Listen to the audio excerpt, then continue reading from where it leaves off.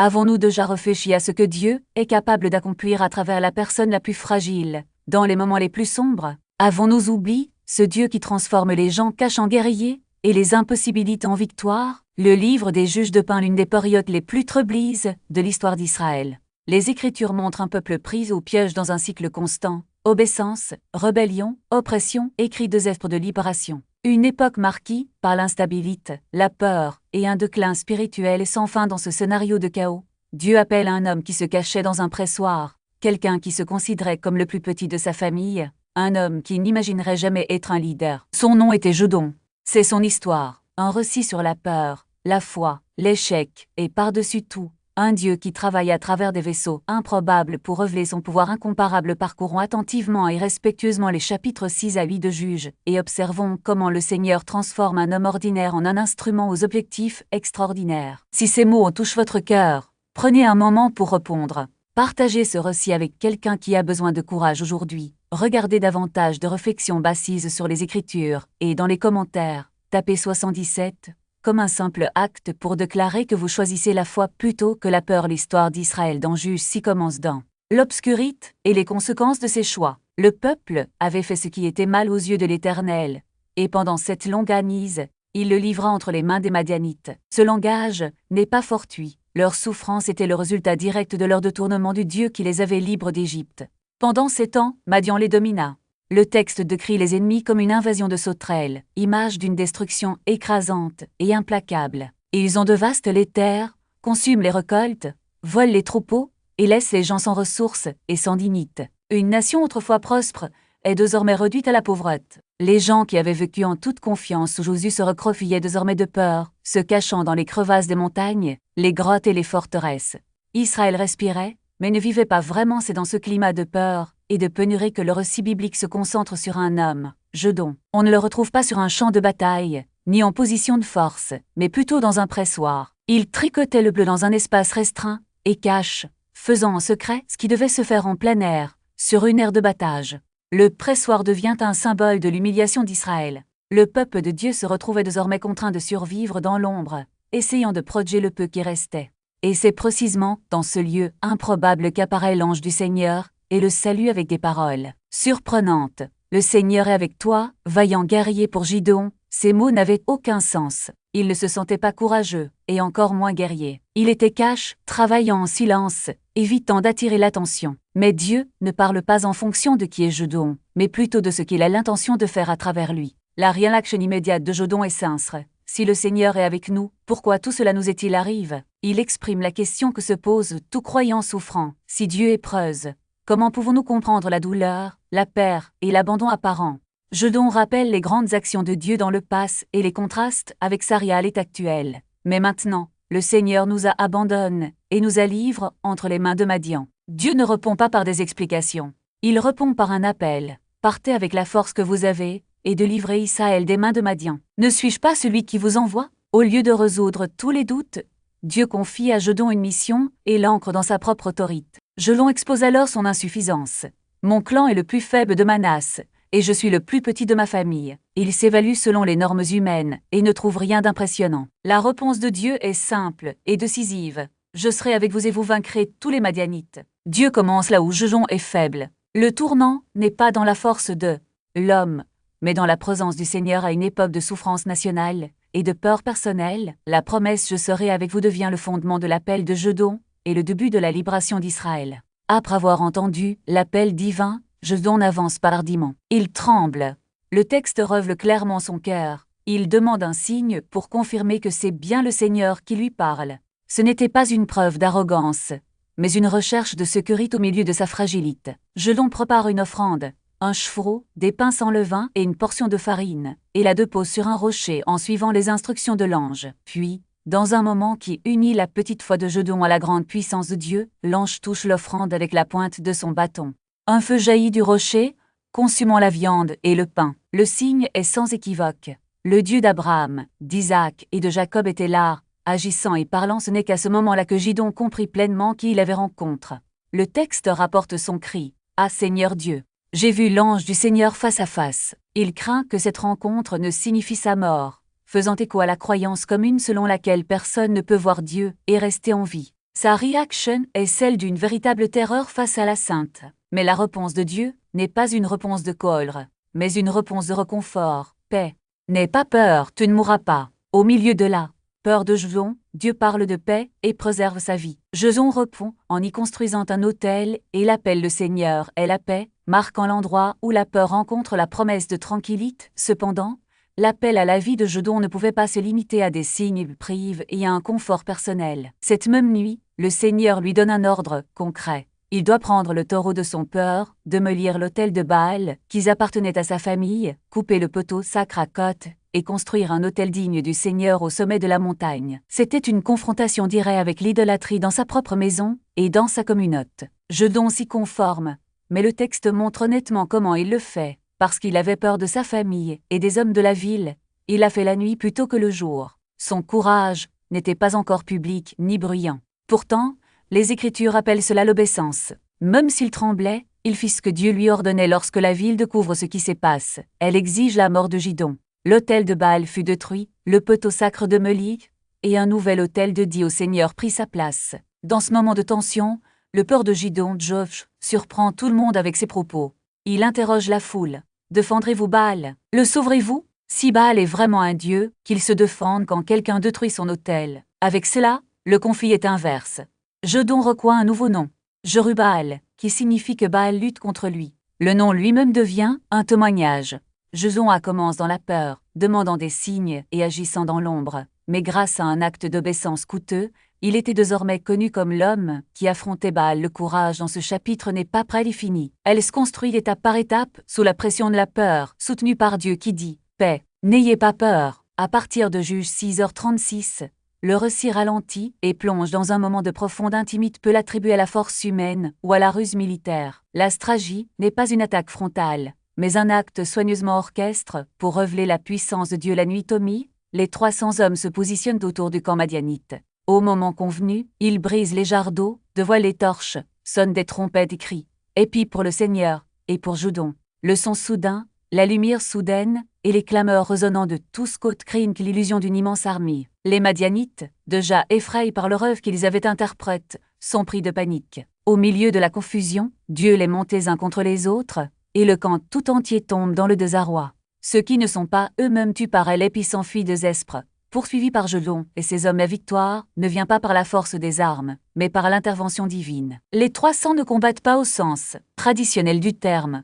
Ils ne dégainent même pas leur épée. La bataille est gagnée avant même qu'elle ne commence, car Dieu avait déjà livré l'ennemi entre les mains d'Israël. Ce qui semblait être une faiblesse devient la plus grande démonstration de puissance. Une poignée d'hommes, munis de torches et de trompettes, battent une armée innombrable, mais l'histoire ne s'arrête pas à la victoire militaire. Dans Juge 8, Gédéon est confronté aux conséquences de sa vocation. Les Éphrémites, tribu puissante, arrivent tard à la bataille et se demandent pourquoi ils n'ont pas été convoqués dès le début. Sa plainte revêt une blessure plus profonde, la jalousie et la division entre les tribus d'Israël. Gédéon, cependant, répond sagement. Au lieu de riposter avec orgueil, il en appelle à l'humilité. « Qu'ai-je fait par rapport à toi? Le reste des raisins d'Éphraïm n'est-il pas meilleur que toute la récolte d'Abiézé ?» Par ces mots, il désamorce la tension et transforme une éventuelle rivalité en reconnaissance mutuelle. Le récit se tourne ensuite vers la persécution des rois madianites, Zeba et Zalmunna. Gédéon et ses 300 hommes épuisent et affament, demandent de la nourriture aux villes de Secouf et Peniel, mais leur demande est refusée. Le refus n'est pas seulement un manque d'hospitalité, c'est une trahison. Ces villes israéliennes préfèrent préserver leur sécurité plutôt que de soutenir ceux qui risquent tout pour la libération d'Israël. Gédéon, cependant, n'agit pas. Par vengeance immédiate, il promet de revenir et de punir les dirigeants de Secouf et de renverser la tour de Peniel, mais ne le fait qu'après avoir capturé les rois madianites. Lorsqu'ils retrouvent enfin Zeba et Zalmunna, Gédéon les interroge. Ils avouent avoir tué leurs frères sur le mont Tab.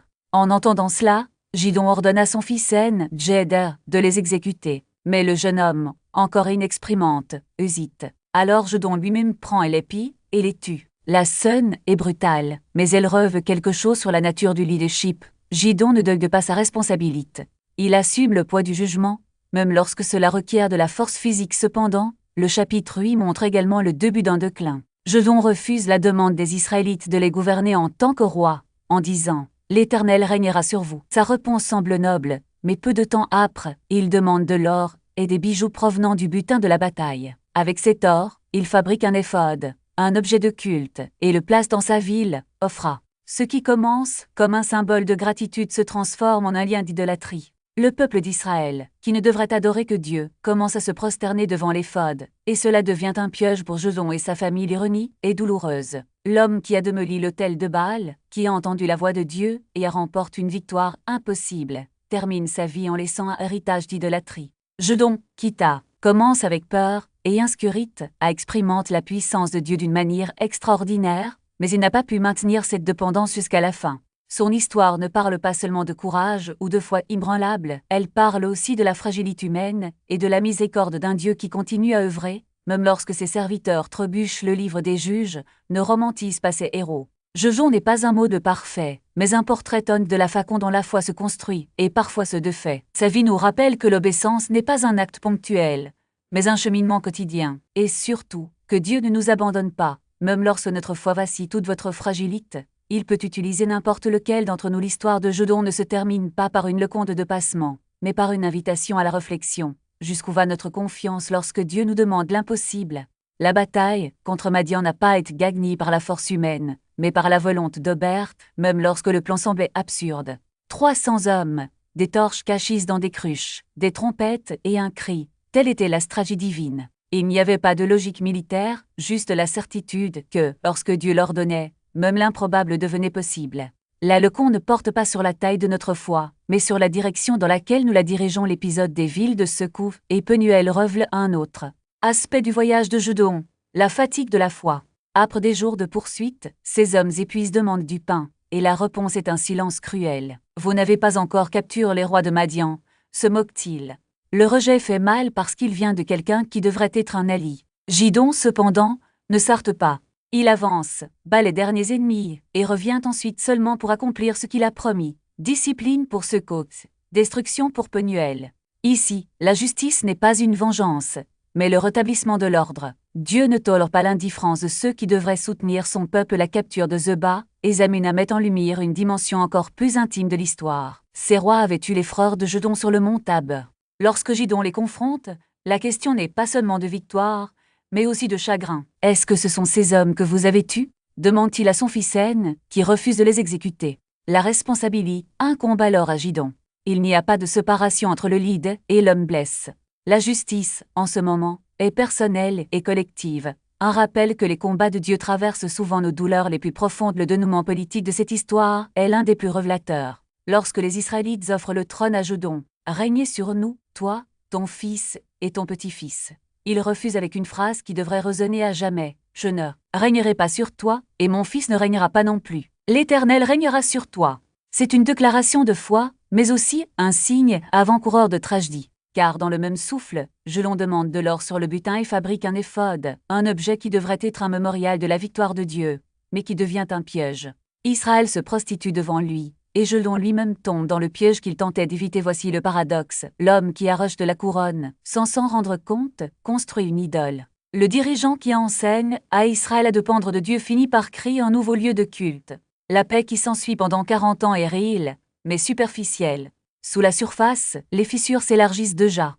Gédéon a plusieurs femmes, 70 enfants et un fils bâtard nommé Abimelech. Mon père est roi, un nom qui porte l'ironie d'une promesse non tenue. La maison, qui proclamait autrefois « Le Seigneur régnera » vit désormais dans l'ombre d'un pouvoir qui n'aurait jamais dû exister à la mort de Gédéon. Le texte est sec. Il mourut dans une bonne vieillesse et fut enterré dans le tombeau de son père Joas. Il n'y a pas de lamentation, il n'y a pas de héros immortel. Juste un homme qui a servi, trébuche et a été utilisé par Dieu malgré lui. Et puis, comme une horloge qui revient à son point de départ, Israël oublie. Oubliez le Seigneur, oubliez la famille de Gédéon, oubliez tout ce qui a été fait pour eux. Le cycle recommence. Idolâtrie, oppression, clameur, et un nouveau juge que Dieu suscitera. Non pas parce que le peuple le mérite, mais parce qu'il est fidèle. L'histoire de Gédéon nous pose des questions inconfortables. Combien de fois, comme lui, commençons-nous avec un cœur bien disposé, mais nous perdons en chemin? Combien de fois confondons-nous nos propres plans avec ceux de Dieu? Et combien de fois, comme Israël, échangeons-nous gratitude contre indifférence dès que la crise est passée? Le récit ne nous offre pas de réponse facile, mais un miroir. Cela montre que la foi n'est pas une ligne droite, mais un chemin sinueux, somme d'avancées et de revers. Et qu'en fin de compte, Ce qui compte n'est pas la perfection de notre démarche, mais la fidélité de celui qui nous soutient lorsque nous trébuchons. Gédéon n'était pas un héros en raison de ses qualités, mais de sa disponibilité. Il a remis en question, il a doute, il a hésite, et pourtant Dieu la qualifie de puissant homme de valeur. Cela nous rappelle que l'appel divin ne dépend pas de ce que nous avons à offrir, mais de ce qu'il peut faire à travers nous. La même voix qui a dit « Ah Gédéon, je serai avec toi » murmure à chacun de nous aujourd'hui. La question n'est pas de savoir si nous sommes assez forts, mais si nous sommes prêts à porter le flambeau, même lorsque tout semble sombre. Parce qu'en fin de compte, la victoire ne nous appartient pas. C'est celui qui transforme la peur en courage, le doute en foi et la faiblesse en force. Malgré toute la peur, la confusion et la fragilité que nous portons, c'est précisément là que Dieu choisit d'agir. Il n'attend pas que nous ayons tout compris pour nous utiliser au travail, en famille, à l'église ou dans la communauté. Au contraire, c'est dans nos limites que sa force se perfectionne. Lorsque nous nous montrons tels que nous sommes, peu sur deux, imparfaits, mais volontaires, il transforme l'ordinaire en extraordinaire. Avant de terminer, prions ensemble. Seigneur, tu es le même Dieu qui a rencontré Gédéon dans sa faiblesse. Prends notre peu de foi, notre obéissance hésitante, et utilise pour ta gloire. Protège-nous de la division, de l'orgueil et de l'éloignement de toi. Puissions-nous ne jamais oublier ta fidélité et puissions-nous te suivre avec un cœur ouvert, au nom de Jésus. Amen. Merci d'être ici, d'avoir ouvert les Écritures et d'avoir permis à ce message de rencontrer votre histoire. Si cet enseignement vous a touché ou mis au défi de quelque manière que ce soit, partagez-le avec quelqu'un qui a besoin d'espoir aujourd'hui. Laissez un commentaire ci-dessous. Écrivez simplement 77, en signe de soutien à ce message et de volonté de dire « Seigneur, je suis disponible ». Et si vous n'êtes pas encore inscrit, je vous invite à le faire dès maintenant. De cette façon, nous pouvons continuer à marcher ensemble à travers la parole de Dieu, en apprenant à pratiquer la justice, à aimer la miséricorde et à marcher humblement avec notre Seigneur.